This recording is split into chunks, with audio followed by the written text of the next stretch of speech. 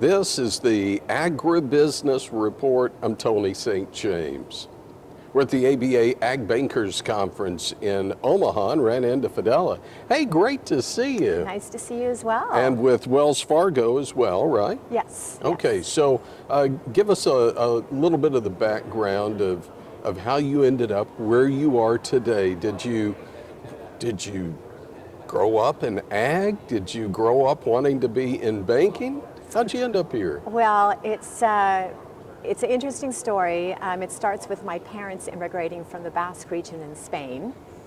They were in the agribusiness space there and ended up settling in Southern California along the Mexico-Arizona border, where we were raised on a family farm of sheep, cattle, and then our primary business exported feed to Asia. So my whole life I've been involved with it. When Dad needed another worker, out I went to help, moving sheep, bucking hay, also involved in 4-H activities. So we had our animals during that period of time. And then when I graduated from college, I got a finance degree, ended up heading back to the area that I grew up in, and lo and behold, went to work in the banking industry and always ended up in the ag space in some form or fashion. I think my passion just came through every time an opportunity came up.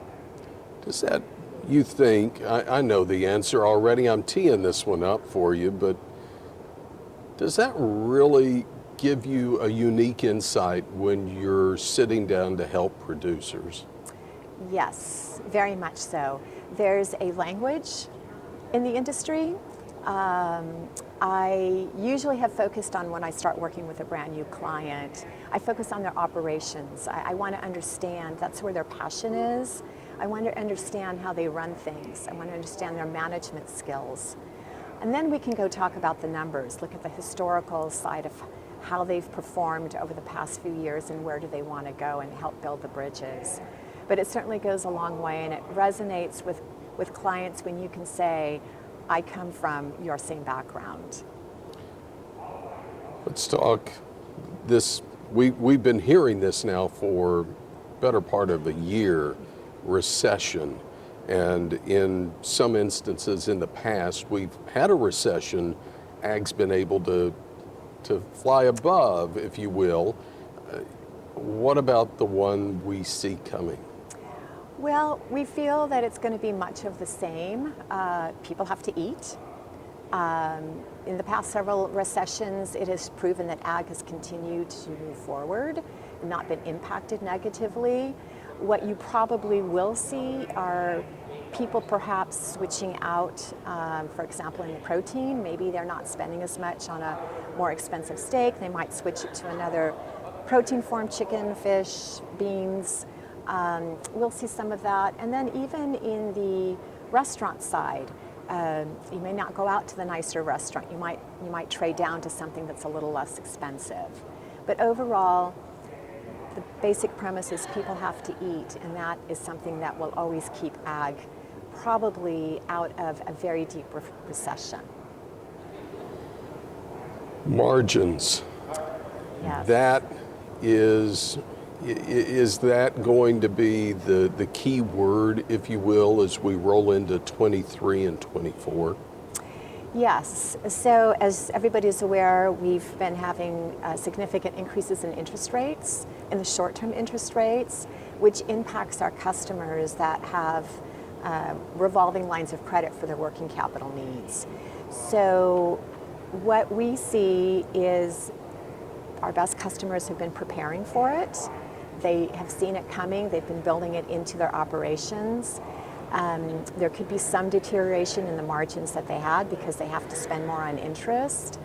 But what they are doing is pivoting and really understanding the balance of their numbers going into their expenses. And are there areas that we can cut back on? Are there other service providers that we can substitute?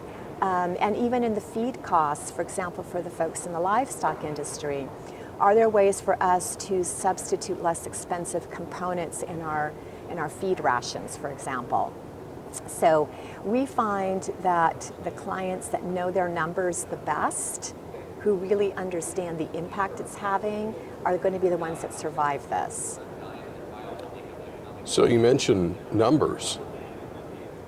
When you're thinking of what numbers a farmer really needs to know, obviously it may be more than we want to talk about right here, but at the top of the list, what do you think are the most important numbers producers need to be focused on? Well, we view it, there's three pieces to the financial reporting we look at. We look at a balance sheet. We want to understand how much leverage for every dollar in equity they have, how much do they have in debt, and can they support that debt? If you shift over to the income statement, well, we're keen on the revenue numbers, but also what are those expense numbers and how are they impacting what their bottom line is going to be. And then the third component is the cash flow. It's the movement of cash. When you get a dollar in, how is that dollar moving through your operation? And is it coming back as a full dollar, or is it a dollar plus some sort of a margin where it's profitable for you, or is it coming back as less than a dollar back into your operations?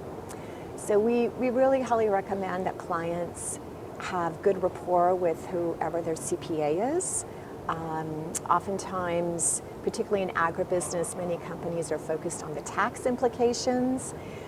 We like to look things from an accrual perspective. So if you have a good accountant, they're able to bridge what your tax numbers are showing and what your accrual numbers are showing. So good to see you. Enjoy the rest of your conference. Thank you so much. I appreciate the opportunity. And if we want to keep up with Wells Fargo, can we do that online? Absolutely. WellsFargo.com. You can visit our website. We have a section that talks about commercial banking, and you can drill that down further into the ag and agribusiness opportunities that we support. Again, from the 2022 ABA Ag Bankers Conference in Omaha, I'm Tony St. James.